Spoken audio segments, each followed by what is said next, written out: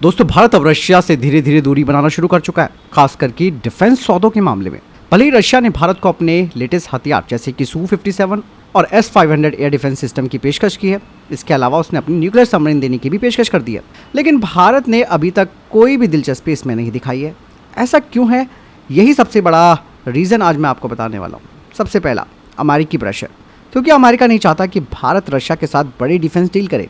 भले ही अमेरिका खुद भी भारत को कोई हाईटेक हथियार ना दे, लेकिन वो नहीं चाहता कि भारत और रशिया के बीच दोस्ती मजबूत हो। हालांकि अमेरिकी प्रेशर चलिए एक बार हम भूल भी जाते हैं, तो भारत का खुद का ध्यान अपने एमका पर है, यानी कि भारत का खुद का 5th जनरेशन का ये फाइटर जेट है। इसीलिए Su-57 में भारत की कोई दिलचस्पी नहीं है।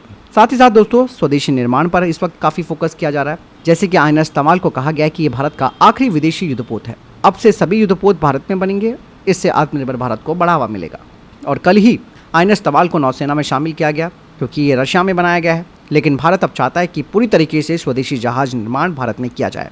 ये एक स्टेल्थ फ्रिगेट है जो कि अरब सागर में भारत की रक्षा करेगा। अब ऐसे में आपके मन में ये सवाल आ रहा होगा कि क्या अब कोई बड़े रशियन डिफेंस डील नहीं होंगी? भारत ने पहली रशिया के साथ कामोव हेलीकॉप्टर प्रोजेक्ट कैंसिल कर दिया है। इसके अलावा मैंने आपको बताया Su-57 और S-500 जैसे जो आधुनिक प्रणाली हैं, उनमें भी भारत का इंटरेस्ट नहीं है। लेकिन यहाँ पर S-400 एयर डिफेंस सिस्टम, जिनमें से रशिया ने भारत को 5 में से 3 दिए हैं, 2 अगले साल तक आ जाएंगे, और इवन भारत S-400 की 2 और स्क्वाड्रन्स खरीद सकता है। लेकिन अब कोई नया सौदा फिलहाल रशिया के साथ नहीं होता दिख रहा है। भारत का फोकस स्वदेशी हथियारों पर है।